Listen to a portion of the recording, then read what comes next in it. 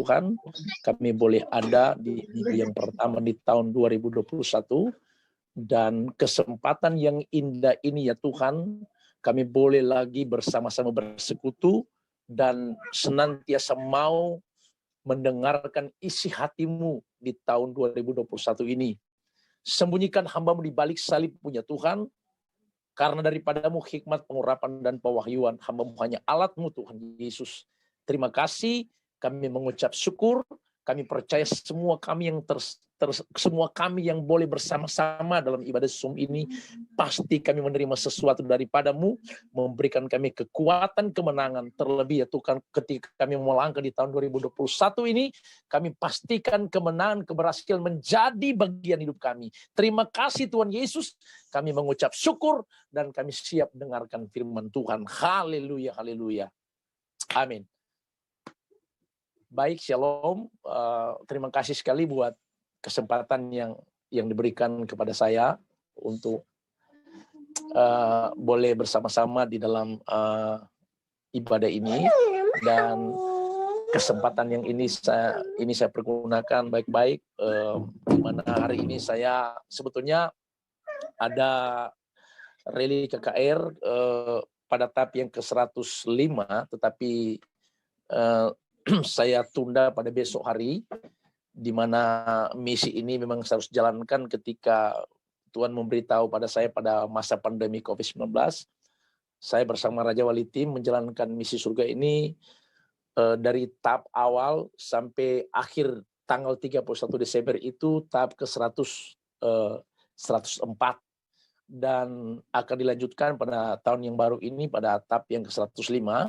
Tapi saya tunda pada besok hari, dan hari ini saya khususkan untuk senantiasa boleh memberkati kita semua. Dan terima kasih Bu Esther yang telah memberikan kesempatan buat saya untuk boleh menjadi penyambung lidah Tuhan.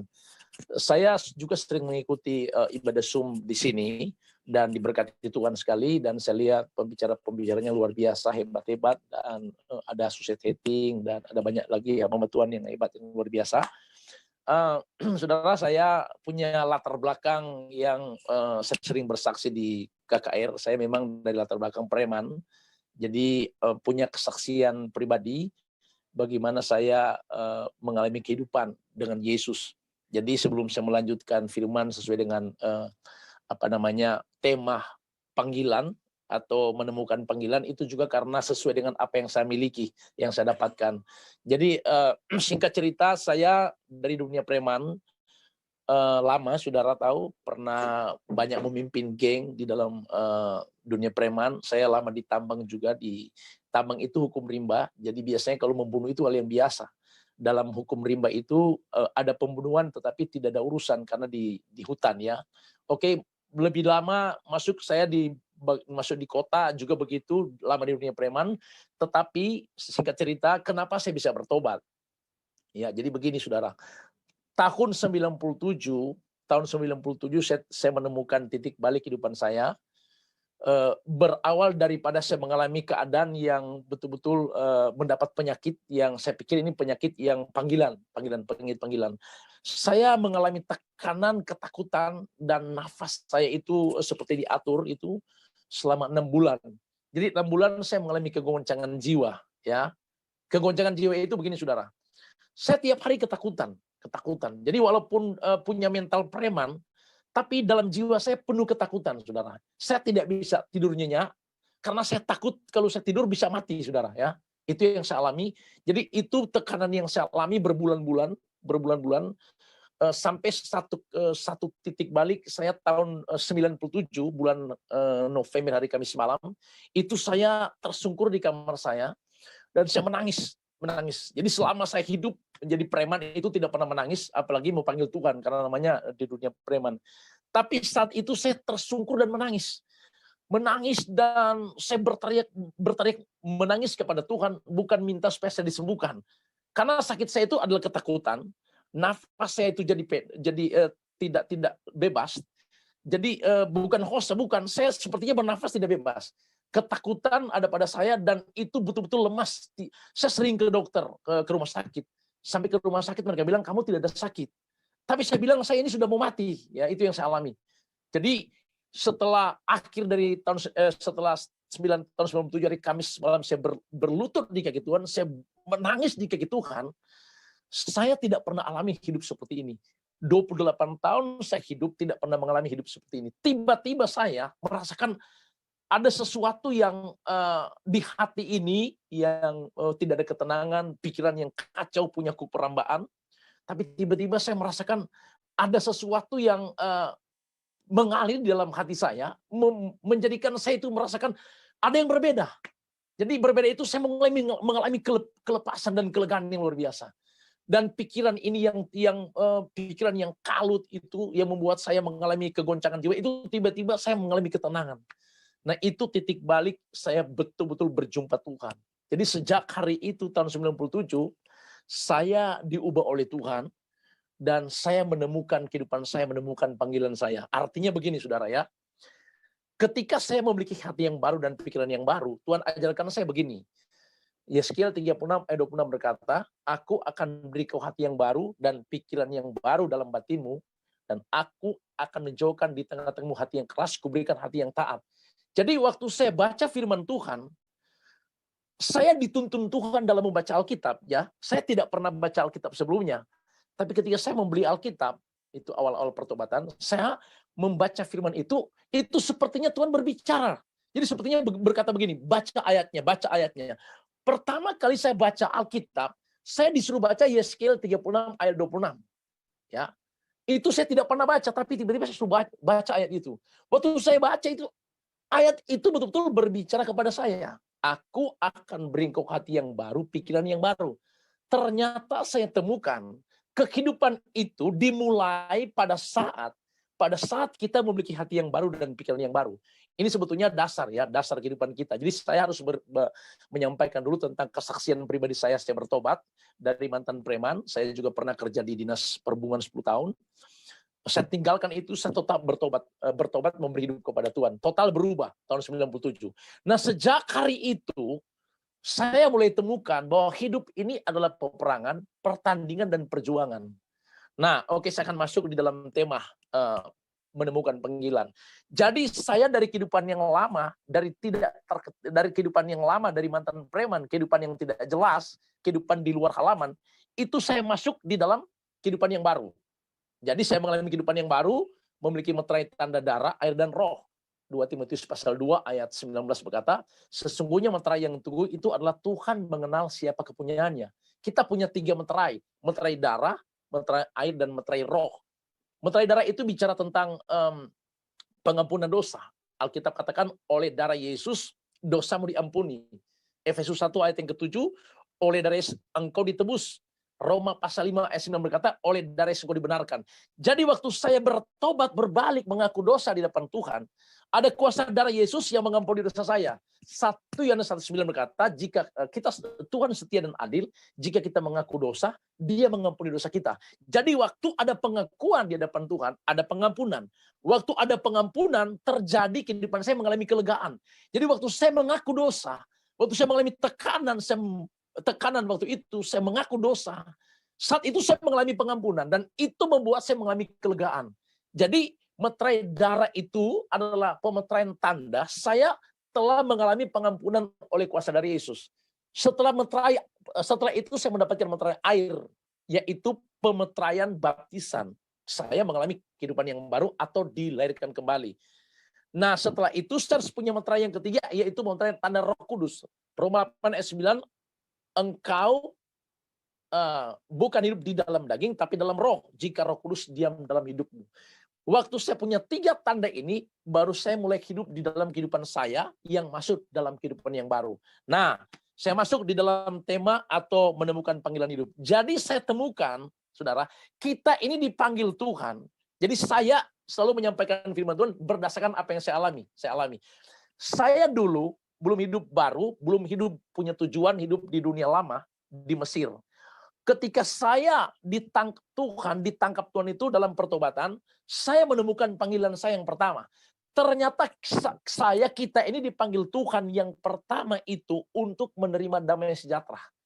Itu saya alami. Waktu saya belum bertobat, tidak punya damai di hati. Hidup tidak punya tujuan, tidak ada damai, hidup stres, depresi, itu yang saya alami. Jadi waktu saya bertobat, saya temukan panggilan. Ternyata kita ini dipanggil Tuhan untuk menerima damai sejahtera di hati. Mari minta tolong kita baca sama-sama. Kolose pasal 3 ayat yang ke-15. Kita baca sama-sama. Saya perhatikan iblis itu ada 4 hal yang dia kerjakan di akhir zaman untuk membuat kita kehilangan panggilan. Ingat, iblis ada 4 hal yang iblis kerjakan di akhir zaman untuk membuat kekristenan itu kehilangan panggilan. Yang pertama, iblis memutuskan hubungan kita dengan surga. Jadi yang pertama, iblis memutuskan hubungan kita dengan surga, membuat kita error dengan surga. Tetapi lihat jawabannya di Kolose pasal 3 ayat 15. Bisa buka sama-sama. Kolose pasal 3 ayat yang ke-15. Bisa, satu orang bisa baca. Kolose pasal 3 ayat yang ke-15.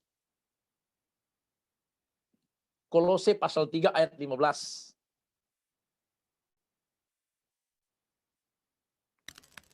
Kolose 3 ayat 15. Ya. Hendaklah damai sejahtera Kristus memerintah dalam hatimu. Hendaklah damai sejahtera Kristus memerintah hati dan pikiranmu. Terus. Karena untuk itulah kamu telah dipanggil menjadi satu tubuh dan bersyukurlah. Alkitab bilang karena untuk itu kamu dipanggil. Kehidupan manusia ketika berbuat dosa di Taman Eden, Kejadian pasal 3, ayat yang ketiga, Tuhan berfirman begini, jangan kamu makan buah yang ada di tengah-tengah taman itu. Kalau kamu makan, kamu mati. Alkitab berkata kalau kamu makan, kamu mati. Kejadian 3 ayat yang ketiga. Tapi waktu manusia makan buah itu, manusia tidak mati. Tetapi kalau manusia tidak mati, berarti firman itu tidak benar. Alkitab bilang waktu manusia makan buah itu terjadi kematian pada manusia. Sudah terjadi kematian. Ya, kematian terjadi pada manusia, ada 4 kematian di situ pada Kejadian pasal 3. Jadi Kejadian pasal 3 dikatakan kalau kamu makan buah yang ada di tengah-tengah taman itu, kamu akan mati, kata Tuhan. Tapi ketika manusia makan, manusia tidak mati. Tetapi firman Tuhan tidak pernah salah. Ada 4 kematian terjadi pada manusia. Perhatikan baik-baik. Kematian yang pertama terjadi pada manusia, Kejadian pasal 3 ayat 17-19. Alkitab bilang, karena engkau telah mendengarkan perkataan istrimu dan makan dari buah yang keluar itu, kata Tuhan, maka terkutuklah tanah yang kau kerjakan, engkau akan bersusah payah mencari rezekimu sampai engkau kembali menjadi debu. Kematian terjadi pada manusia itu kematian jasmani. Manusia pada awalnya Kejadian pasal 2 itu tidak ada kematian. Hidup manusia tinggal di bumi, di Eden, itu seperti di surga. Telanjang tapi tidak merasa malu. Tapi ketika manusia ambil keputusan makan buah, dikatakan manusia harus mati kembali menjadi debu. Artinya harus mati. Dan di samping itu sudah terjadi kematian jasmani, tidak ada kepuasan, mengerjakan tanah yang sudah terkutuk. Alkitab katakan, engkau akan bersusah payah, berjerih lelah, mengerjakan tanah yang sudah terkutuk. Artinya, kehidupan manusia ketika jatuh dalam dosa, sampai hari ini, hidup manusia tidak ada kepuasan. Mencari harta, tahta, dan jabatan tidak ada kepuasan. Itu saya alami. Mengejar harta, mengejar jabatan, mengejar terus tapi tidak ada kepuasan. Hanya dalam Yesus ada kepuasan. Jadi kematian jasmani itu manusia itu hidupnya mengerjakan tanah yang dia kejar, yang dia kerjakan itu tanah yang sudah terkutuk. Itu artinya terjadi kematian dalam hidup kita. Itu yang pertama. Dan yang kedua, Roma 3:12 berkata, dan manusia tidak ada yang berbuat benar telah menyeleweng di depan Tuhan, sudah mengalami kematian moral. Dan kematian moral itu bicara manusia sudah punya tabiat dosa dan harus berbuat dosa. Itu yang saya pelajari, yang saya alami. Jadi begini, di luar Tuhan, kita akan berbuat dosa terus. Kenapa? Karena sudah punya tabiat. Sedangkan pun sudah dalam Tuhan, kita masih melakukan dosa. Karena sudah punya tabiat dari dalam hidup kita. Itu kematian yang kedua. Roma 3 ayat 12 dikatakan, telah mengalami kematian moral. Dan yang ketiga, Roma 3 ayat 23, telah mengalami kematian rohani. Terputus hubungan dengan surga. Telah kehilangan kemuliaan Allah. Artinya error dengan surga, terputus hubungan dengan surga. Dan yang lebih fatal, Kematian yang keempat adalah Wahyu pasal, minta tolong satu orang baca. Wahyu pasal 21 ayat 8 dikatakan begini. Jadi manusia ketika berbuat dosa sudah ada kematian yang terjadi pada manusia, dan kematian inilah yang menjadikan manusia terputus hubungan dengan surga dan membuat manusia ditinggal di bumi. Kehidupan mereka itu betul-betul mengerjakan yang sudah terkutuk, hidup dalam stres dan depresi. Nah, saudara, saya itu dulu begitu. Begitu dulu, kematian jasmani, kematian moral, kematian rohani. Bahkan ada 3 dosa yang ada pada saya, pada kita. Dosa pertama, dosa karena dosa asal. Mazmur 51 ayat 7 berkata, sejak dari kandungan kita sudah dikandung oleh dosa, itu namanya dosa asal. Adam dan Hawa sudah ada pada manusia. Dosa yang kedua adalah Keluaran pasal 20 ayat 1-5. Dosa yang dilakukan oleh keturunan kita atau nenek moyang kita itu tertanggung sampai 3-4 keturunan sampai 10 keturunan. Itu dosa yang kedua atau dosa keturunan. Dosa ketiga, Yakobus 1 ayat 14, dosa pribadi yang ada pada kita. Jadi 4 kematian dan 3 dosa itu adalah satu kehidupan kita yang sudah kita alami. Waktu saya alami, itu seperti itu. Terputus hubungan dengan surga. Nah, waktu saya bertobat datang pada Yesus, mengaku dosa di depan Tuhan, oleh dari Yesus, dosa saya diampuni, saya menemukan panggilan saya, menemukan hidup saya, yaitu mendapatkan damai sejahtera. Karena itu Alkitab katakan, sesungguhnya hendaklah damai sejahtera Kristus memerintah hati dan pikiranmu, karena untuk itu engkau dipanggil dari kehidupanmu yang tidak jelas, tidak pasti. Ya, dari kehidupan saya dulu yang sudah punya 4 kematian dan 3 dosa, itu dipanggil Tuhan untuk menerima kehidupan yang namanya damai sejahtera. Damai sejahtera itu adalah koneksi kita dengan surga. Koneksi, kenapa saya katakan koneksi? Karena Efesus pasal 2 ayat 14 berkata demikian. Karena dialah damai sejahtera kita yang telah mempersatukan kedua belah pihak yang telah berseteru. Efesus 2 ayat 14. Kita lihat sama-sama. Efesus 2 ayat 14. Karena dialah damai sejahtera kita yang telah mempersatukan kedua pihak dan yang telah merebuhkan tembok pemisah, yaitu perseteruan. 15. Sebab dengan matinya sebagai manusia, dikatakan dia telah dengan matinya sebagai manusia, dia telah membatalkan hukum Taurat dengan segala perintah dan ketentuannya untuk menciptakan keduanya menjadi satu manusia baru di dalam dirinya. Dan dengan itu mengadakan damai sejahtera, dan untuk memperdamaikan keduanya, Allah di surga yang dengan manusia yang berseteru, mengadakan perdamaian dan untuk memperdamaikan keduanya dalam satu tubuh dengan Allah dikatakan salib, oleh salib, dengan melenyapkan perseteruan pada salib itu. Melenyapkan perseteruan pada salib itu dikatakan terus, ayat 17, ia datang dan memberitakan damai sejahtera kepada kamu yang jauh, dan damai sejahtera kepada mereka yang dekat. Ayat 18, dikatakan begini, karena oleh dia kita kedua pihak dalam satu roh beroleh jalan masuk kepada Bapa. Demikianlah kamu bukan lagi orang asing dan pendatang, melainkan kawan sewarga dari orang kudus dan anggota-anggota keluarga Allah.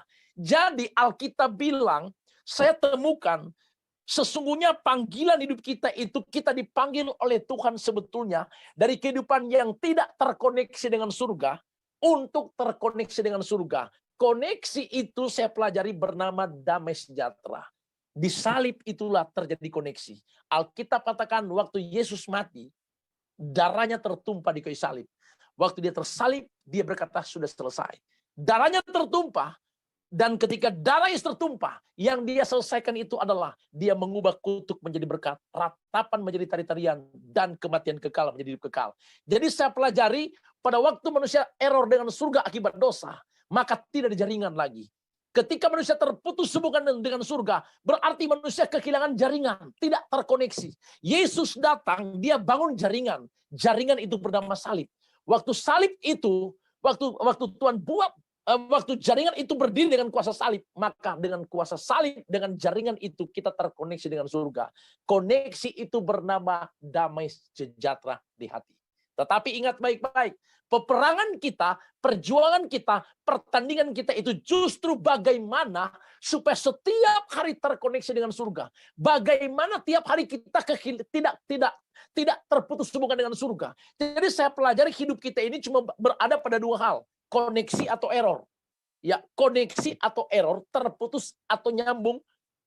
Kita cuma punya dua hal. Apakah kita penuh damai atau galau, saudara? Ya, ada damai atau galau di hati. Itu tiap hari.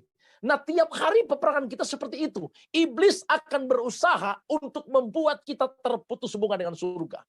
Karena itu saya katakan tadi, strategi iblis akhir zaman itu, dia bekerja, itu yang pertama, hanya membuat kita terputus hubungan dengan surga. Dengan cara, Alkitab katakan dia bikin supaya kita kehilangan damai. Banyak cara yang iblis kerjakan membuat kita hilang damai di hati. Karena kalau kita hilang damai di hati, itu terjadinya kita mengalami kegoncangan jiwa. Orang kalau dia hilang damai, itu terputus hubungan dengan surga. Biasanya kalau orang hilang damai, berarti dia akan mengalami kegoncangan jiwa. Nah, perhatikan baik-baik, iblis akhir zaman, saudara tahu di masa pandemi, itu dia buat orang kegoncangan jiwa. Hilang damai, hilang sukacita. Orang hilang damai, orang hilang sukacita, itu membuat mereka mengalami kegoncangan jiwa yang luar biasa. Tuhan taruh saya pada waktu awal-awal COVID-19, untuk melayani penginjilan jalanan itu berada di pasar-pasar, berada di jalan-jalan di pusat-pusat kota, di tengah-tengah kampung, untuk mengadakan ibadah jalanan. Jadi kami tidak kumpul massa, kami cuma lepas musik, saya berkhotbah di situ, orang-orang tidak kumpul, tapi mereka lihat, mereka dengar. Dan saya mulai lihat ada banyak umat Tuhan hari ini mengalami ketakutan, mengalami kegoncangan jiwa, akibat daripada tidak lagi terkoneksi dengan surga. Umat Tuhan akhir zaman itu mulai terkoneksi dengan keadaan dunia ini, dengan pengaruhnya, yang membuat banyak orang mengalami kegoncangan jiwa. Akibatnya banyak yang sakit, banyak yang error. Nah, Alkitab bilang jangan pernah kehilangan panggilan. Kita dipanggil Tuhan untuk hidup dalam damai sejahtera itu. Pertanyaannya adalah bagaimana caranya supaya damai itu tetap ada pada kita. Yesaya 26 ayat yang ketiga berkata begini. Yang hatinya teguh akan kujagai dengan damai sejahtera. Yesaya 26 ayat yang ketiga dikatakan begini.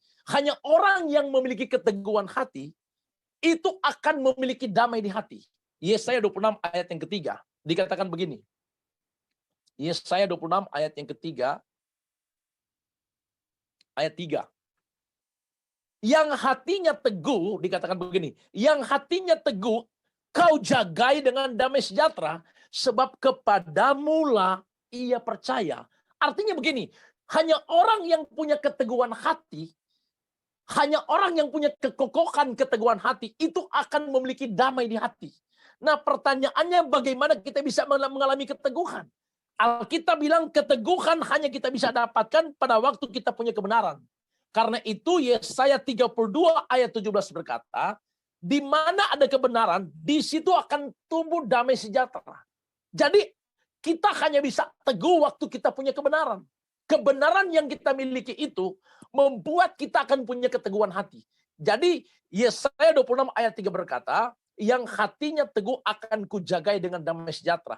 Jadi bagaimana rahasianya supaya kita tetap bertahan memiliki panggilan itu di mana kita memiliki damai? Alkitab bilang, Yesaya 26 ayat 3 berkata, yang hatinya teguh akan kujagai dengan damai sejahtera. Nah, keteguhan hati itu hanya bisa kita miliki. Dikatakan pada Yesaya 32 ayat 17, di mana ada kebenaran, di situ akan tumbuh damai sejahtera. Saudara tahu, yang iblis kerjakan di akhir zaman itu adalah, dia membuat kita tidak punya kebenaran, dia mencuri korban sehari-hari. Alkitab katakan, di dalam Daniel pasal 11 ayat 31-32 dikatakan begini, tentaranya akan muncul, mereka akan menajiskan tempat-tempat kudus benteng itu. Daniel 11 ayat 31. Daniel 11 ayat 31 dikatakan begini. Ya, ini pola kerja setan di akhir zaman. Tentaranya akan muncul, mereka akan menajiskan tempat kudus benteng itu, menghapuskan korban sehari-hari dan menegakkan kekejian yang membinasakan. Ayat 32. Dan orang-orang yang berlaku fasik terhadap perjanjian akan dibujuknya sampai murtad dengan kata-kata licin. Tetapi umat yang mengenal Allahnya akan tetap kuat dan bertindak. Jadi Alkitab bilang, akhir zaman bagaimana rahasianya iblis membuat kita kehilangan panggilan atau hilang damai. Dia bikin kita tidak koneksi dengan surga. Dengan cara dia curi korban sehari-hari. Dia curi ibadah kita. Dia curi kita merenungkan firman Tuhan. Dia bikin kesibukan-kesibukan. Sehingga kita tidak berfokus pada kebenaran. Akhirnya kita menjadi umat Tuhan yang error. Tidak punya kebenaran. Tidak punya ketetapan. Itu yang terjadi di akhir zaman. Alkitab bilang pola licik setan itu adalah dia menghapuskan korban sehari-hari. Dia membuat umat Tuhan itu tidak ada korban yang dinaikkan.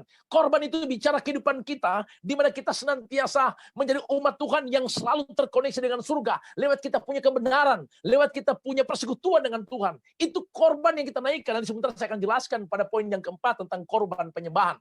Itu yang dikerjakan oleh setan. Dia bikin kita hilang, tidak punya kebenaran, tidak punya keteguhan, dan akibatnya dia bikin kita mengalami kegoncangan.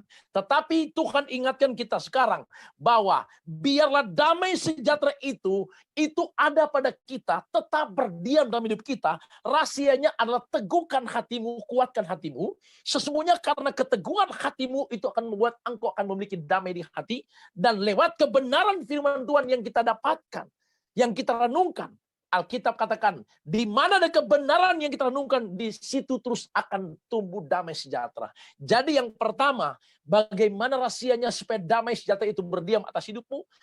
Yang pertama dikatakan, teguhkan hatimu. Yang kedua, kebenaran yang kita miliki itu membuat kita teguh. Dan yang ketiga, Yesaya 48 ayat 18 berkata, dikatakan begini, sekiranya engkau memperhatikan perintah-perintahku. Yesaya 48 ayat 18 dikatakan begini. Yesaya 48 ayat 18. Jadi ini rahasianya bagaimana kita bisa berada pada panggilan kita, menemukan panggilan kita dan kita ada di panggilan itu, yaitu berdiam memiliki damai sejahtera di hati. Tolong dilihat Yesaya 48 ayat 18. Yesaya 48 ayat 18 dikatakan begini. Yesaya 48 ayat 18. Yesaya 48 dikatakan begini, ayat yang ke-18. Sekiranya engkau memperhatikan perintah-perintahku, maka damai sejahteramu akan seperti sungai yang tidak pernah kering, dan kebahagiaanmu akan terus melimpah-limpah, seperti gelombang-gelombang laut yang tidak pernah berhenti. Jadi Alkitab bilang, sekiranya engkau memperhatikan perintah Tuhan. Jadi damai sejahtera, kuasa damai sejahtera, itu akan senantiasa nyata dalam hidup kita setiap hari. Yang pertama, waktu kita punya keteguhan, kita tidak pernah goyah, kita tetap percaya bahwa Tuhan Yesus yang kita sembah, dialah kekuatan kita, dia koneksi kita dengan surga. Yang kedua, kebenaran yang kita dapatkan, itu meneguhkan kita. Dan yang ketiga, Alkitab katakan kita memperhatikan perintah-perintah Tuhan. Setiap hari kita memperhatikan perintah Tuhan, memperhatikan apa yang Tuhan mau, yang kita mau kerjakan di akhir zaman. Itu yang membuat kita memiliki panggilan itu, atau menemukan kehidupan kita hidup dalam damai sejahtera. Jadi poin yang pertama, sesuai yang saya alami, bagaimana kita hidup dalam damai sejahtera, sudah jelaskan tadi, dan itulah panggilan kita. Itu yang saya miliki pada waktu saya bertobat hidup dalam Tuhan. Yang kedua, saya pelajari, lihat sama-sama, kita dipanggil Tuhan yang kedua. Efesus pasal 6 ayat yang ke-10, kita baca sama-sama. Efesus 6 ayat yang ke-10 dikatakan begini, hendaklah kamu, Efesus 6 ayat yang ke-10, ini adalah kebenaran yang kedua, atau kita dipanggil Tuhan. Yang kedua untuk apa? Dikatakan begini, ayat 10. Akhirnya hendaklah kamu kuat di dalam Tuhan, di dalam kekuatan kuasanya. Alkitab bilang, yang pertama kita dipanggil Tuhan untuk hidup dalam damai sejahtera. Yang kedua, kita dipanggil Tuhan untuk kuat di dalam Tuhan. Tahukah saudara, saya jelaskan tadi, kerja iblis itu akhir zaman yang pertama membuat kita error, hilang damai. Yang kedua, iblis akan berusaha membuat kita tidak kuat. Tidak kuat. Orang kalau dia tidak kuat, dia tidak bisa berbuat apa-apa. Nah, kekuatan kita ada di mana, saudara? Dengar baik-baik, jadi kita kuat, harus kuat dalam Tuhan. Dunia yang kita hadapi sekarang, kita sedang berada pada tahun 2021. Tahun 2021, Alkitab tidak pernah mencatat bahwa ada satu tahun ditulis tahun itu aman-aman, tahun itu baik-baik, tidak ada kegoncangan. Alkitab cuma menulis, setiap kita berganti tahun berarti tahun itu berada pada hari-hari yang terakhir. Dikatakan 2 Timotius pasal 3, bahwa di hari-hari terakhir kita akan menghadapi masa sukar. Di hari-hari terakhir Alkitab katakan akan terjadi kegoncangan yang lebih dahsyat. Di hari-hari terakhir akan terjadi banyak misteri akan muncul. Ini semua akan kita hadapi. Artinya masuk 2021 itu bukan semakin baik tahun akan kita alami, tapi semakin digoncangkan. Firman Tuhan akan digenapi. Gereja Tuhan akan semakin disucikan, dimurnikan, dan diuji oleh Tuhan.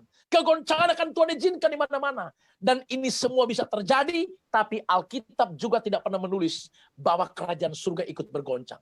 Hanya kerajaan surga yang tidak akan tergoncangkan. Makanya Tuhan janji, pada Hagai pasal 2 dikatakan ayat 78, Tuhan akan goncangkan darat, laut, dan udara. Semua akan digoncangkan, tapi rumah Tuhan akan penuh kemegahan. Siapa itu rumah Tuhan? Rumah Tuhan itu adalah mereka yang memiliki panggilan yang jelas itu. Yang pertama yang hidup dalam damai. Yang kedua yang kuat di dalam Tuhan. Nah pertanyaannya adalah bagaimana rahasianya kita kuat di dalam Tuhan. Nah saudara, kalau Anda baca di 2 Samuel 3 ayat 1 dikatakan begini. Peperangan antara keluarga Saul dan keluarga Daud berlarut-larut. Daud kian lama kian kuat, tapi Saul kian lama kian lemah. Coba lihat 2 Samuel pasal 3 ayat 1. Dikatakan begini. 2 Samuel pasal 3 ayat yang pertama. Peperangan antara keluarga Saul dan keluarga Daud berlarut-larut. Daud kian lama kian kuat. Sedangkan keluarga Saul kian lama kian lemah. Saudara tahu di akhir zaman, saya perhatikan ada 2 model kekristenan. Ada seperti Saul, ada seperti Daud. Jadi Tuhan bilang, hendaklah kamu kuat di dalam Tuhan. Nah pertanyaannya, bagaimana rahasianya supaya kita kuat dengan Tuhan? Cerita di 2 Samuel pasal 3 itu menjelaskan bahwa Saul semakin lemah, sedangkan Daud semakin kuat. Berarti pertanyaannya, bagaimana rahasianya supaya kita seperti Daud semakin kuat? Dan bagaimana kita bisa lihat kenapa Saul semakin lemah? Kalau Anda baca di 1 Samuel pasal 15, di situ menceritakan tentang bagaimana ketika Nabi Samuel diutus oleh Tuhan untuk pergi ke Raja Saul, dan Tuhan berkata begini pada 1 Samuel 15 ayat 1 sampai 3, ayat 7 sampai 9. Dikatakan begini, Tuhan perintahkan Samuel untuk pergi kepada Saul dan katakan begini, aku memerintahkan engkau untuk pergi berperang, mengalahkan musuh. Di mana engkau harus kalahkan musuh, bunuh rajanya, bunuh semua yang ada di sana, kata Tuhan pada 1 Samuel pasal 15. Itu tentang Saul, cerita tentang Saul. Jadi saya jelaskan buat kita bagaimana Saul semakin lemah. Dan ini kekristenan akhir zaman, kenapa semakin lemah? Itu sama seperti Saul. 1 Samuel 15, ketika Saul mendengar perintah ini, Saul pergi berperang pada 1 Samuel 15. Mari kita lihat sama-sama supaya lebih jelas. 1 Samuel 15 ayat 1. Dikatakan begini. 1 Samuel 15 ayat 1. Berkatalah Samuel kepada Saul, aku telah diutus oleh Tuhan untuk mengurapi engkau menjadi raja atas Israel umatnya. Oleh sebab itu dengarkanlah bunyi firman Tuhan. Beginilah firman Tuhan semesta alam, aku akan membalas apa yang dilakukan orang-orang Amalek kepada orang Israel. Karena orang Amalek menghalang-halangi orang Israel pergi dari Mesir. Terus 1 Samuel pasal 15. Jadi pergilah sekarang, kalahkanlah orang Amalek, tumpaslah segala yang ada padanya, dan janganlah ada belas kasihan. Bunuhlah semuanya, laki-laki maupun perempuan, kanak-kanak maupun anak-anak, yang menyusul lembu maupun unta, maupun keledai. Lalu dikatakan begini, ayat 7, langsung ayat 7.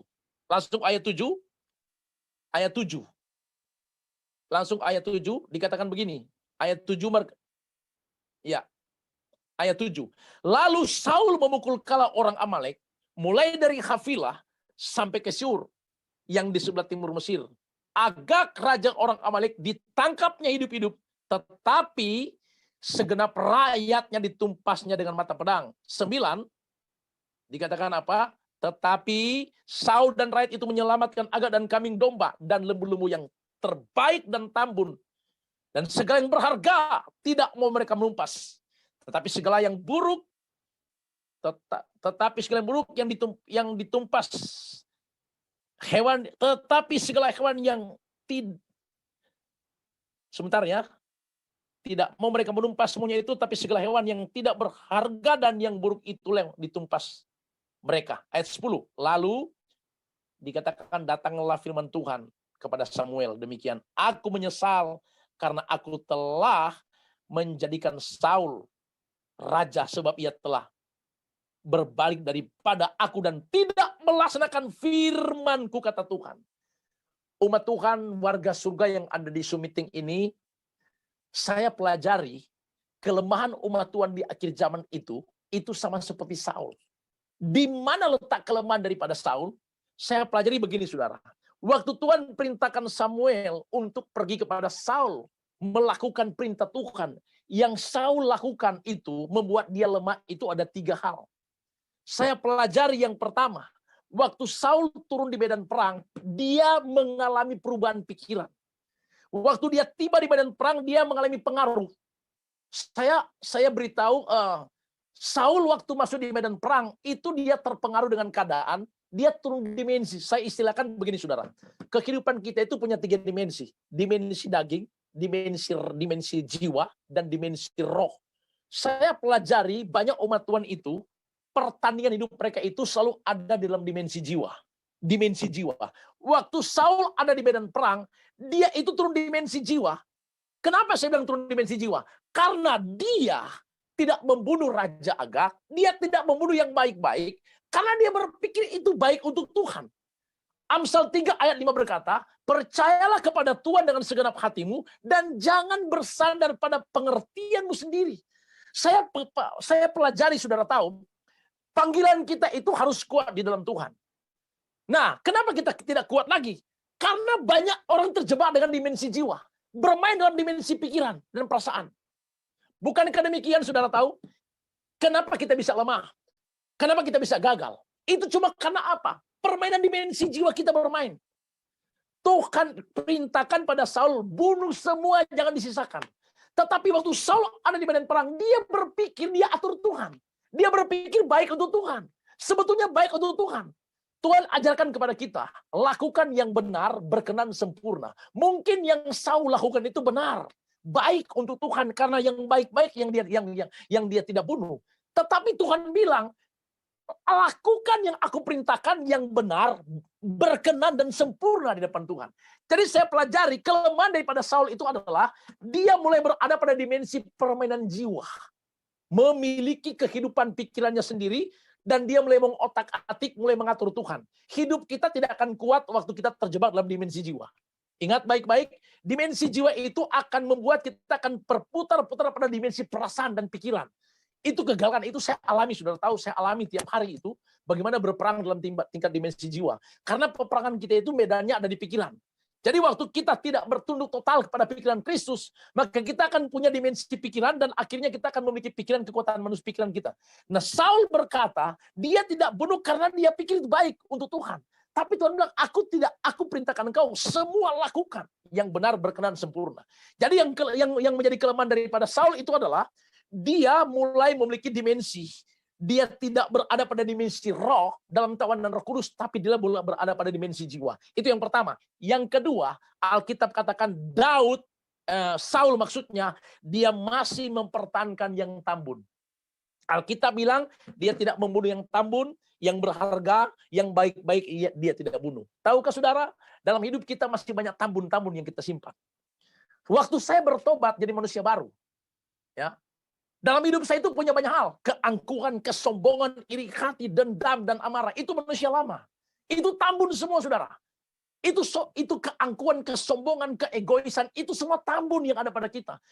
Itu dulu manusia dulu. Alkitab bilang kelemahan kita itu adalah kita sulit untuk senantiasa melepaskan yang tambun-tambun itu, saudara. Kita sulit membebaskan yang tambun-tambun itu.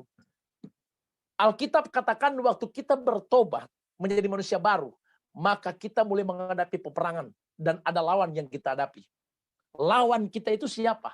ada dua yang jadi lawan kita waktu kita hidup baru. Yang pertama adalah Efesus 6 ayat 12 berkata, sesungguhnya melawan kita bukan melawan darah dan daging, tapi melawan pemerintah kegelapan, penguasa kegelapan, penghulu dunia yang gelap, dan roh jahat di udara. Setan lawan kita. Penguasa kegelapan lawan kita. Itu dari luar. Setiap hari mau menyerang kita. Supaya kita gagal, kita kalah bertanding, kita lemah, kita letih, dan kita lesu. Itu lawan kita. Tetapi ada lawan yang paling sulit dikalahkan. Markus 7 ayat 21 berkata, sebab yang dari dalam yang menajiskan, bukan dari luar. Coba tolong baca Markus 7 ayat 21. Ini lawan yang sulit dikalahkan, saudara. Nah, yang tambun-tambun ini yang masih kita miliki di akhir zaman. Itu membuat kita tidak kuat menghadapi keadaan apapun. Saul itu jadi lemah karena mempertahankan yang tambun. Markus 7 ayat 21 kita lihat sama-sama. Markus 7 ayat 21. Kita lihat. Markus 7 ayat 21 dikatakan begini. Markus pasal 7 ayat 21 dikatakan begini. Ayat 21. Sebab dari dalam, dari hati orang timbul pikiran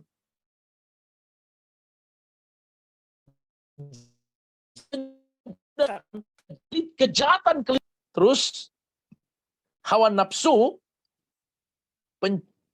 keserakan, kejikan, hawa nafsu, iri hati, hujat, kesombongan, kebobalan. Semua hal jahat ini timbul dari dalam dan menajiskan.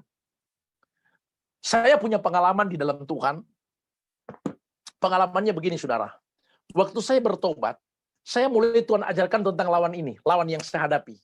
Tuhan katakan begini, hambaku, engkau sudah hidup baru. Berarti hidupmu sudah jadi warga surga. Lawanmu tiap hari itu adalah si iblis akan berusaha mencuri kehilangan damaimu, membuat engkau tidak kuat. Nah, sudah tahu Tuhan ajar saya untuk bangun kekuatan. Jadi karena saya punya lawan, itu ada dua, dari luar, dari dalam. Yang paling sulit dikalahkan itu dari dalam, dari daging kita. Nah, saya diajar oleh Tuhan. Saya berdoa begini, Tuhan, berikan saya kekuatan untuk kuat. Kuat maksudnya menghadapi keadaan dunia, menghadapi peperangan. Dan Tuhan katakan begini, jenis ini tidak bisa diusir kecuali dengan doa dan berpuasa. Saya pelajari ada dua jenis yang jadi lawan kita. Jenis yang pertama dari luar, yang ada lawan kita tiap hari, membuat kita gagal, kita terpengaruh, kita goncang, itu adalah penguasa kegelapan yang berusaha menghancurkan kita lewat pengaruh kita, lewat dimensi jiwa kita yang dia masuk. Tapi lawan yang paling sulit dikalahkan itu adalah dari dalam hidup kita. Nah, Tuhan katakan begini, jenis ini tidak bisa diusir kecuali dengan doa dan berpuasa. Saudara tahu, dari tahun 2000, saya diajar Tuhan berdoa berpuasa. Saya tidak pernah makan siang. Jadi saya makan malam, dari malam itu saya sudah puasa sampai hari ini. Sampai sekarang saya berbicara belum makan-makan, belum minum-minum, saudara. Saya lakukan doa dan puasa dari tahun 2000 sampai hari ini. Belum berhenti, saudara. Sudah 20 tahun. Dari tahun 2000, saya diajar Tuhan berdoa berpuasa, tidak pernah makan siang, hanya makan malam. Dan sampai hari ini saya temukan banyak hal di dalam doa dan puasa. Karena doa dan puasa itu bukan bukan kita mencari kekuatan, bukan kita mencari diurapi, bukan. Tapi justru doa dan puasa itu adalah supaya kita semakin berkurang-kurang Tuhan yang bertambah-tambah. Supaya semakin Tuhan yang mengendalikan hidup kita, semakin kita ditaklukkan, semakin kita berkurang-kurang Tuhan yang bertambah-tambah, sehingga bukan lagi kita yang hidup, tapi Tuhan Yesus yang hidup. Saya saudara tahu dalam pelayanan sudah mau masuk 17 tahun pelayanan, itu karena saya melayani tiap hari, saudara tahu, kekuatan saya itu cuma doa dan puasa tiap hari. Nah, kadang itu yang jadi makanan saya tiap hari. Dan itu kekuatan yang Tuhan ajarkan kepada saya. Nah, mematikan kedagingan itu saudara tahu bukan asal jadi. Itu ada harga yang dibayar. Makanya saya diajar Tuhan untuk doa dan berpuasa. Ini jenis yang sulit diusir. Itu yang saya alami. Jadi pengalaman saya, saudara tahu saya bagikan, mentransferkan sesuatu yang saya miliki. Itu membuat saya itu bukan apa ya, artinya tetap kita masih berada dalam peperangan dan pertandingan. Tapi saya alami, saudara tahu, saya banyak mengalami bagaimana kekuatan kuasa Tuhan itu mengalir, bagaimana saya berjalan dalam kehidupan yang ya banyak hal yang saya dapatkan dalam pelayanan. Nah, itu yang saya bagikan. Jadi saya pelajari ketika kita mau kuat dalam Tuhan, itu betul-betul harus ada peperangan yang harus kita jalani. Nah, peperangan kita itu ada dalam hidup kita. Daging kita itu peperangan kita. Itu membuat kita bisa kalahkan daging kita. Jadi Alkitab bilang Saul itu jadi lemah karena masih mempertahankan yang tambun. Sudah tahu dulu saya mantan preman, saya itu kepala geng. Jadi namanya kepala geng itu main perintah-perintah, saudara. Main perintah-perintah. Tapi ketika saya bertobat, saya betul-betul mengalami suatu proses di mana saya harus mengalami keadaan yang harus ditekan, dikecilkan, dan dikucilkan. Itu betul-betul saya alami. Tapi karena saya pikir itu adalah harus kalahkan kedagingan, saya itu betul harus ikuti semua, saudara. Kalau dulu saya main perintah-perintah, kalau dulu itu saya main angkat pedang untuk kejar orang, tapi saya pernah dikejar orang, sudah tahu. Banyak hal yang saya alami, tetapi itu tidak membuat saya bereaksi untuk muncul daging saya. Jadi saya pelajari yang membuat Saul semakin lemah karena dia masih mempertahankan yang tambun. Itu membuat Saul jadi lemah. Nah, pertanyaan yang kedua, bagaimana supaya kita kuat? Alkitab bilang, Daud, kenapa dia semakin hari semakin kuat? Karena saya pelajari, pada 1 Samuel 16, Daud itu kenapa dia kuat? Yang pertama karena Daud itu mempunyai panggilan yang jelas. 1 Samuel 16 dikatakan begini. Ayat 1. 1 Samuel 16. Jadi saya beralih kepada Daud, kenapa Daud semakin kuat. Dikatakan begini. Berfirmanlah Tuhan kepada Samuel, berapa lama lagi engkau berduka cita karena Saul? Bukankah ia telah kutolak sebagai raja atas Israel? Isilah tabung tandukmu dengan minyak, dan pergilah aku mengutus engkau kepada Isai orang Betlehem itu, sebab di antara anak-anaknya telah kupilih. Alkitab katakan kenapa Daud semakin kuat. Saya pelajari Daud kuat itu pertama karena dia punya panggilan yang jelas. Tapi Daud sebelum dia dipanggil oleh Samuel untuk diurapi oleh Tuhan, karena Daud juga itu dia mempunyai kebiasaan yang luar biasa. Kebiasaan ini yang dimiliki oleh Daud sehingga Daud itu dipanggil, diurapi oleh Tuhan. 1 Samuel 16 dikatakan begini. 1 Samuel 16 ayat 11. Ya, tadi ayat 1, ayat 11, kita lihat ayat 11. Dikatakan begini, ayat 11. Ya, ayat 11 dikatakan begini. Ayat 11. Lalu Samuel berkata kepada Isai, inikah anakmu semuanya? Jawabnya, masih tinggal yang bungsu, tetapi sedang mengembalakan kambing domba.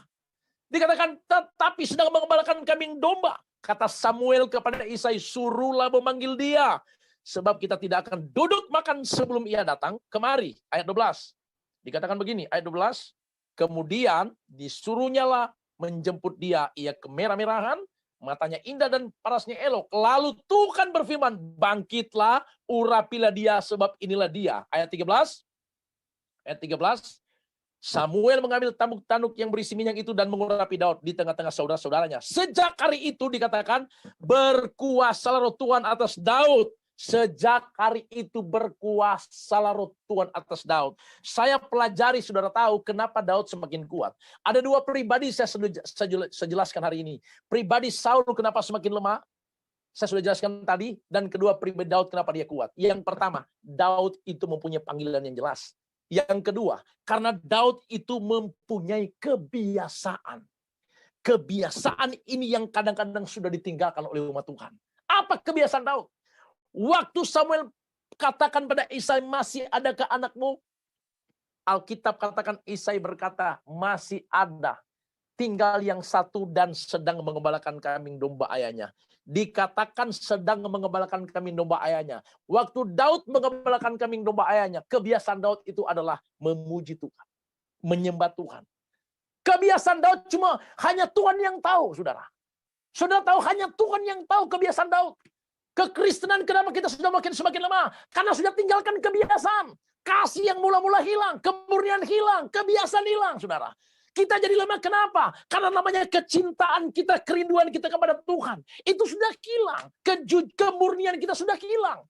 Daud itu punya kebiasaan itu yang membuat Tuhan itu berkata, aku telah menemukan orang yang berkenan di hatiku. Aku telah menemukan. Daud mempunyai panggilan yang jelas, mempunyai kebiasaan. Dia mempunyai kebiasaan menyenangkan hati Tuhan. Itu yang luar biasa.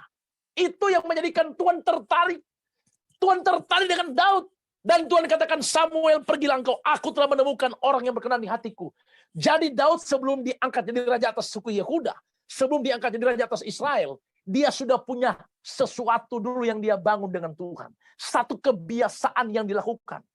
Saudara tahu yang Daud lakukan itu hanya dia dengan Tuhan yang tahu. Mengembalakan kambing domba mungkin hanya lima ekor. Tetapi dia setia dengan Tuhan. Memuji, menyembah Tuhan. Itu yang Tuhan lihat, saudara. Sampai Tuhan memanggil Daud. Dan setelah itu Alkitab katakan dia memilih Daud dan mengurapi. Ingat baik-baik. Alkitab katakan ketika kita punya kebiasaan, kebiasaan hidup kita, kecintaan kita, kerinduan kita kepada Tuhan, kelaparan kita kepada Tuhan, lakukan yang terbaik, ambil bagian yang terbaik, itu yang luar biasa. Jadi Daud punya kebiasaan menyenangkan hati Tuhan dan mengambil bagian yang terbaik yang tidak bisa dicuri oleh siapapun. Coba tolong baca Lukas pasal 10 ayat 39. Ini kadang-kadang yang sudah lupa yang harus kita lakukan. Ambil bagian yang terbaik. Mengambil bagian yang terpenting dalam hidup kita. Itu yang Tuhan mau. Lukas pasal 10 ayat 39 dikatakan begini. Lukas pasal 10 ayat 39. Oke, ini cerita tentang Maria dan Marta. Oke, ini cerita tentang Maria dan Marta. Perempuan itu mempunyai seorang saudara yang bernama Maria. Maria ini duduk dekat kaki Tuhan dan terus mendengarkan perkataannya. Ayat 40, sedangkan Marta sibuk sekali melayani. Ia mendekati Yesus dan berkata, Tuhan, tidakkah engkau peduli bahwa saudaraku membiarkan aku melayani seorang diri? Suruhlah dia membantu aku. Perhatikan ayat 51. Tetapi Tuhan menjawab, Marta, Marta, engkau khawatir dan menyusahkan diri dengan banyak perkara. Ayat 42. Tetapi hanya satu saja yang perlu. Dahsyat. Tetapi hanya satu saja yang perlu. Maria telah memilih bagian yang terbaik yang tidak akan diambil daripadanya. Saudara tahu kenapa Daud semakin kuat? Daud punya kebiasaan. Daud menyenangkan hati Tuhan. Daud mengambil bagian yang tidak bisa dicuri. Saya sudah mengambil bagian, saya tahu saudara. Dari doa puasa tiap hari saya ambil bagian. Setiap jam 3 subuh saya sudah ada di kamar doa, mengambil bagian yang terbaik. Waktu saya Tuhan perintahkan untuk melayani oleh kasih karunia anugerah Tuhan, saya menjalankan misi surga. Berkeliling di Sulawesi Utara, masuk ke pasar-pasar, terminal-terminal, ke tengah-tengah kampung, panas dan hujan, saya sudah kami alami, saudara tahu. Tapi itu bagian yang saya harus ambil, itu betul-betul bagian yang Tuhan perintahkan, yang saya lakukan. Alkitab katakan Maria mengambil bagian yang terpenting, duduk di kaki Tuhan. Ada lagi bagian yang terpenting yang perlu kita lakukan. Coba tolong baca Matius 26 ayat 8. Ada bagian yang terpenting yang perlu kita lakukan. Itu membuat kita menyenangkan hati Tuhan. Matius 26 ayat 6. Matius 26 ayat 6 dikatakan begini. Saya bacakan buat saudara. Ketika Yesus berada di Betania di rumah Simon si kusta, datanglah seorang perempuan kepadanya membawa sebuah buli-buli pualam berisi minyak wangi yang mahal. Terus minyak itu dicurahkan ke atas kepala Yesus yang sedang duduk makan. 8.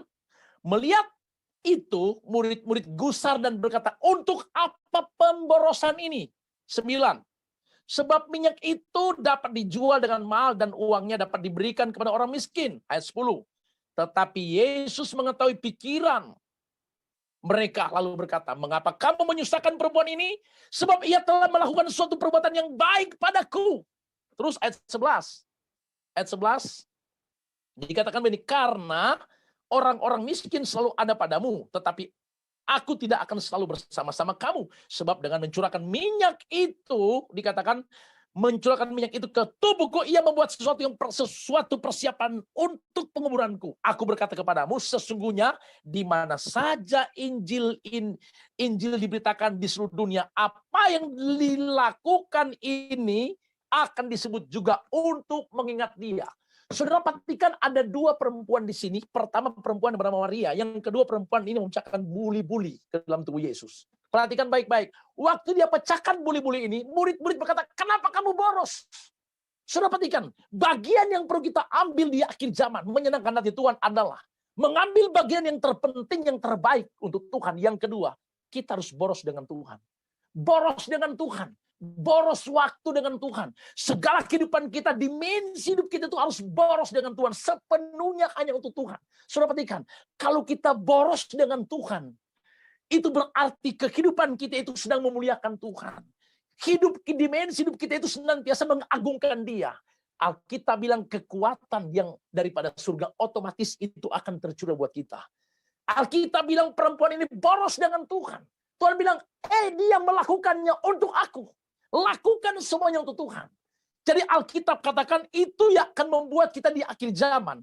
Tanpa kita meminta, tanpa kita mengejar berkat, tanpa kita meminta berkat. Alkitab bilang otomatis kalau kekuatan surga ada padamu, kemenangan ada padamu. Alkitab katakan di dalam Mazmur 20 ayat yang ke-7 dikatakan inilah Mazmur 20 ayat yang ke-7, inilah kemenangan orang-orang yang diurapi oleh Tuhan. Inilah kemenangan orang yang diurapi oleh Tuhan. Daud itu, dia punya kebiasaan menyenangkan hati Tuhan. Dia punya kebiasaan mengambil bagian yang terbaik. Dan Daud itu Alkitab katakan sehingga Daud diurapi oleh Tuhan. Ayat 7 dikatakan begini. Ayat 7, Mazmur 20 ayat yang ke-7. Ya, ayat 7 dikatakan begini. Sekarang aku tahu bahwa Tuhan memberi kemenangan kepada orang yang diurapinya. Dan menjawabnya dari surganya yang kudus dengan kemenangan yang gilang gemilang oleh tangan kanannya. Artinya, kenapa Daud semakin kuat? Karena Daud mempunyai panggilan yang jelas. Daud punya kebiasaan menyenangkan hati Tuhan, mengambil bagian yang terbaik. Sehingga Daud diurapi oleh Tuhan. Jadi artinya, waktu kita melakukan semua ini, itu ada pada kita. Kita berjalan bersama dengan Tuhan, diurapi oleh Tuhan. Maka Alkitab katakan, maka semua yang baik dari surga itu otomatis akan tercurah bagi kita. Karena itu poin yang kedua, kita dipanggil Tuhan untuk kuat di dalam Tuhan. Jadi yang pertama, kita menemukan panggilan. Saya temukan panggilan saya harus hidup dalam damai. Yang kedua, saya harus kuat dengan Tuhan. Bagaimana caranya? Saya harus bangun hubungan dengan Tuhan. Daniel 6 ayat 4 tidak usah dibaca. Daniel punya roh yang luar biasa. Kalau Anda baca kata roh di situ bukan R-nya bukan besar, tapi R-nya kecil. Berarti roh Daniel yang luar biasa. Roh Daniel. Jadi kalau rohmu kuat, Anda akan kuat, akan tenang jiwamu. Jadi bangun kekuatan rohmu. Dengan kekuatan roh yang kita miliki, jiwamu tenang. Kita tidak mudah terpengaruh. Yang namanya berkat, namanya penyertaan Tuhan itu sudah otomatis datang pada kita. Kita tidak perlu cari dia yang datang kepada kita. Karena kita sudah terkoneksi dengan surga. Jadi panggilan kita itu harus kuat di dalam Tuhan. Dan yang ketiga saya temukan, kita dipanggil Tuhan untuk apa? Yang pertama, untuk hidup dalam damai. Yang kedua, untuk kuat dengan Tuhan. Yang ketiga, untuk jadi pemenang. Saudara tahu hidupmu adalah pertandinganmu. Keluargamu pertandinganmu, pelayananmu pertandinganmu, pekerjaanmu pertandinganmu. Tiap hari hidupmu dalam pertandingan. Tuhan katakan engkau harus jadi pemenang, bahkan lebih dari pemenang. Lebih daripada pemenang. Nah, untuk lebih daripada pemenang, apa yang harus kita lakukan? Saya sudah bilang tadi, bangun kekuatan. Bangun kekuatan kita, saudara. Alkitab katakan dalam hidup kita itu, mau atau tidak mau harus berperang dan bertanding. Jadi kekuatan itu sudah ada pada kita. Tuhan sudah berikan. Waktu dia berkata sudah selesai. Semua telah aku curahkan kepadamu. Cuma tinggal bagaimana kita selalu terkoneksi dengan surga. Yang keempat, yang terakhir. Kita dipanggil Tuhan untuk jadi penyembah yang benar. Oke, kita buka Yohanes pasal 4 ayat 23. Beberapa menit lagi saya selesaikan. Yohanes 4 ayat 23. Dikatakan begini. Yohanes 4 ayat 23. Dikatakan begini. Yohanes 4 ayat 23.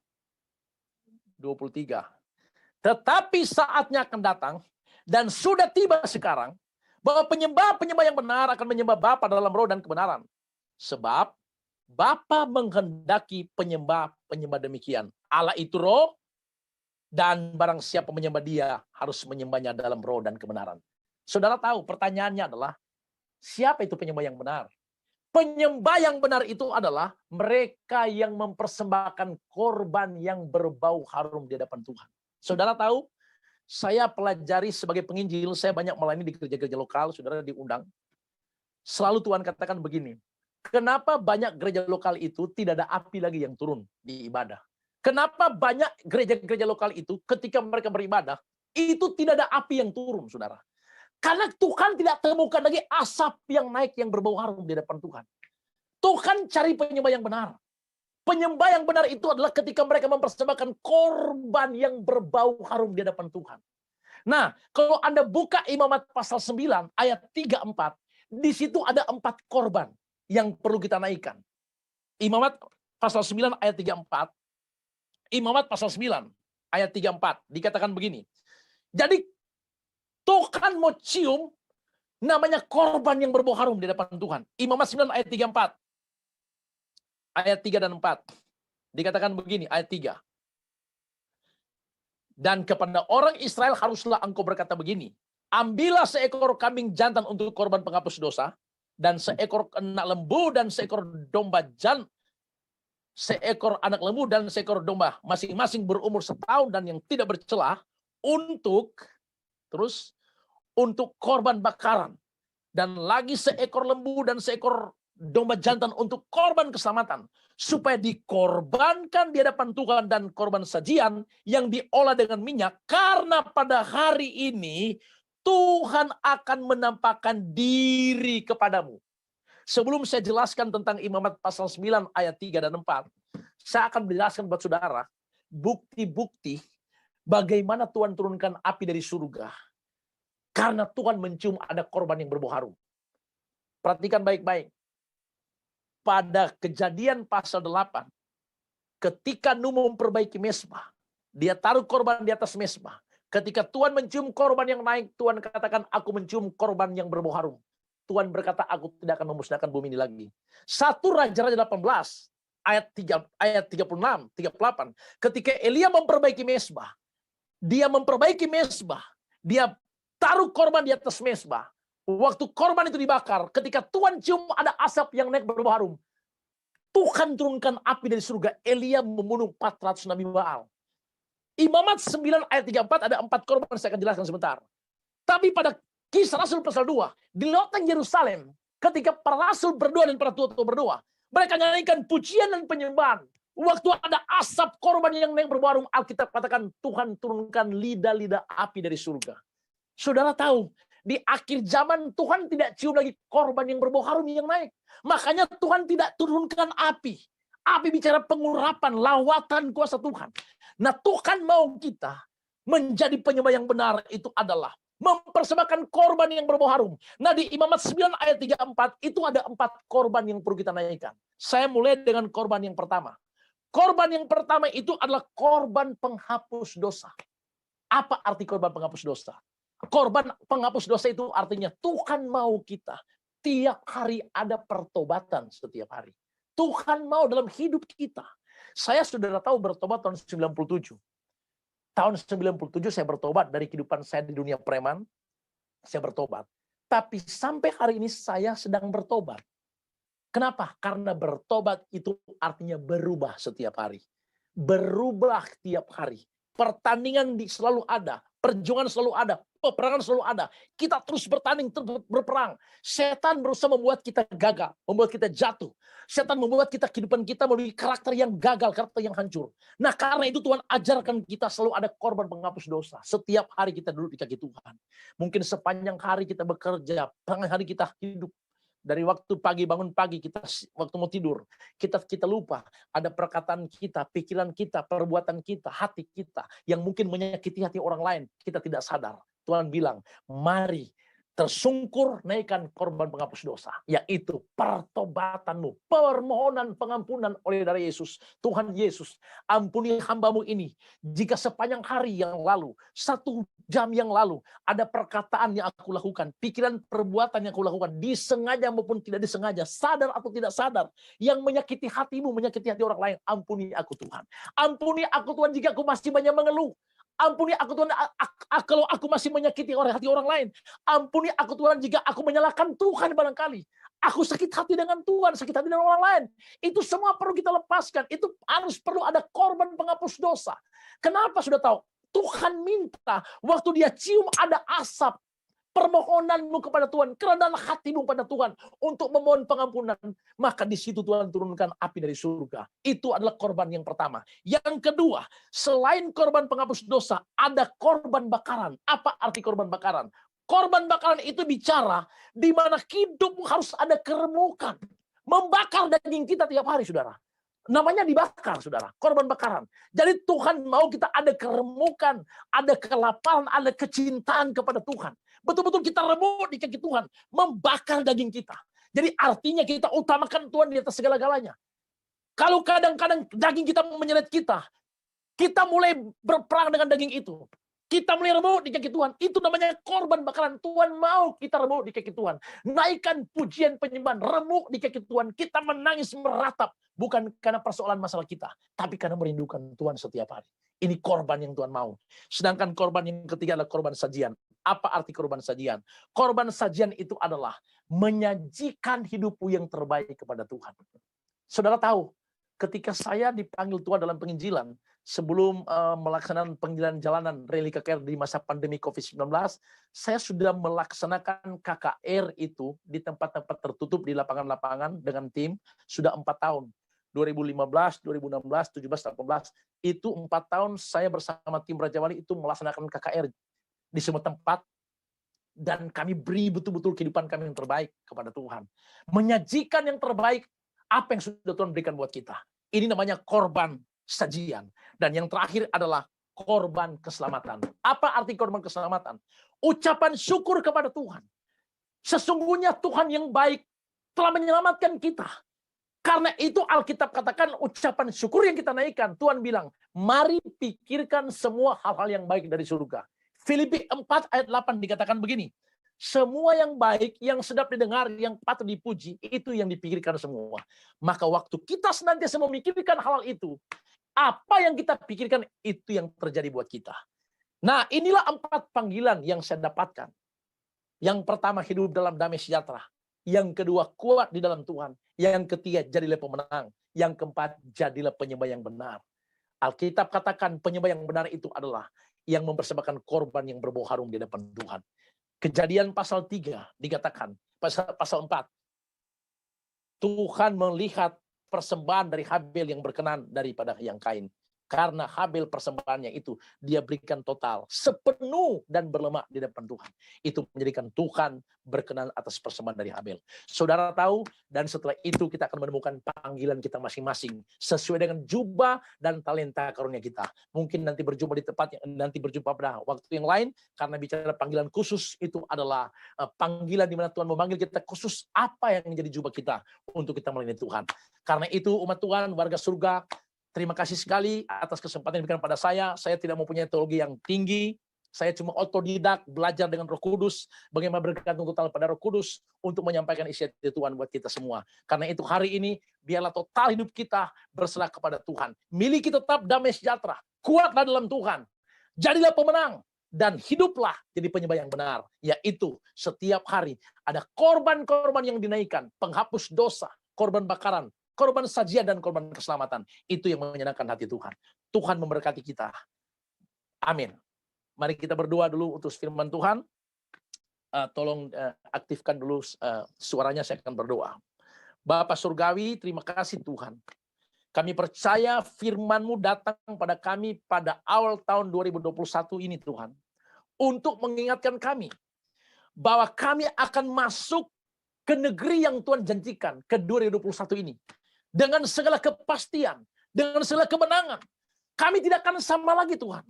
Kami tidak berputar-putar pada dimensi jiwa kami yang memikirkan masalah, memikirkan kehidupan kami, memikirkan hutang kami, ekonomi kami, memikirkan perasaan kami, memikirkan keegoisan kami. Tetapi hari ini Tuhan 2021, biar firman ini datang meneguhkan kami, memberikan satu kekuatan buat kami untuk kami mau bebas lagi, mau menikmati kebesaran Tuhan, mau menikmati keajaiban-Mu setiap hari. Mazmur 37 ayat 23 berkata, karena sesungguhnya Tuhanlah yang menetapkan langkah-langkah orang yang berkenan kepadanya. Tuhan yang mengatur hidup kami sepanjang 2021. Tuhan yang menuntun langkah kaki kami. Karena itu kami tetap akan bersyukur menikmati hidup dan menyerah hidup ini. Hidup kami diatur oleh Tuhan. Tuhan berkati semua kami yang ada di Zoom meeting ini Tuhan. Apapun persoalan masalah kami percaya tangan Tuhan yang perkasa akan nyata bagi kami. 4 hal kekuatan kami. Sehingga kami percaya Tuhan yang lebih tahu untuk memberkati hidup kami. Memulihkan ekonomi kami. Mengangkat kami naik, mengurapi kami. Karena kami tahu orang yang diurapi Tuhan, dia akan menerima kemenangan demi kemenangan. Semua yang ada di Zoom ini kami percaya, pengurapan-Mu turun bagi kami. Kami berjalan dalam kepastian, dalam kemenangan sepanjang 2021. Terima kasih Tuhan Yesus atas suara-Mu, atas firman-Mu, kebenaran-Mu yang sudah meneguhkan kami. Demi nama Yesus kami berdoa bersyukur. Haleluya. Amin. Amin. Amin. Amin. Luar biasa, Pak Jerry. Sangat menguatkan dan memberkati. Kalau ada yang mau tanya, boleh ya Pak ya? Eh, berapa Ada menit ya? Boleh. mungkin ada yang mau tanya. Enggak, saya cuma mau garis bawain yang tadi saya tangkap. Eh, di mana Daud waktu itu fokusnya sampai di jiwa, belum di Ya, roh. Nah, itu di mana Saul, Saul, kalau di Saul, oh ya, Saul.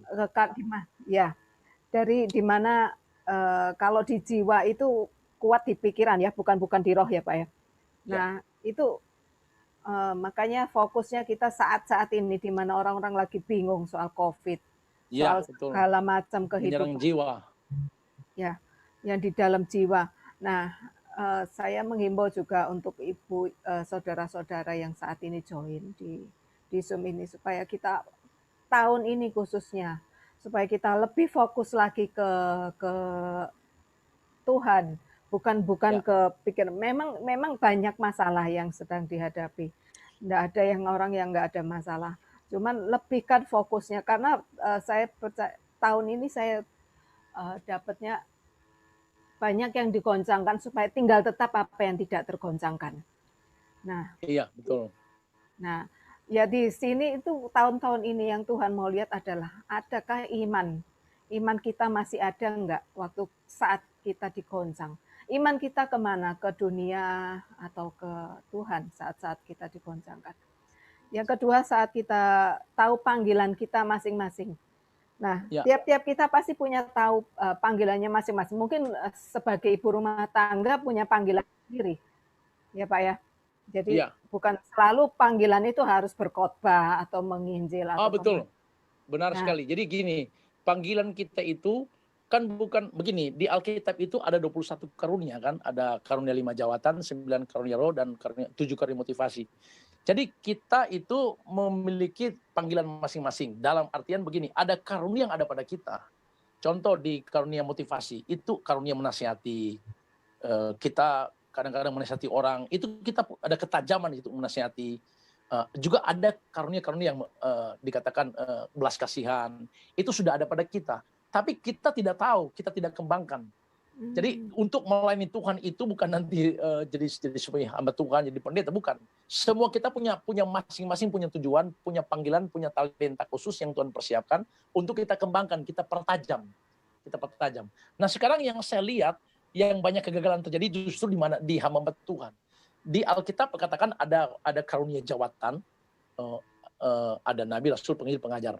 Nah, sekarang ada banyak hamba Tuhan itu salah menempatkan jawatan. Jadi mereka salah duduk dalam jawatan. Ada yang dipanggil gembala dia jadi penginjil. Ada jadi panggilan penginjil dia jadi gembala. Nah, jadi akhirnya terjadi pergeseran. Nah, itu bicara karunia jawatan atau panggilan khusus. Tapi ada orang tidak dipanggil khusus, mau dipanggil khusus.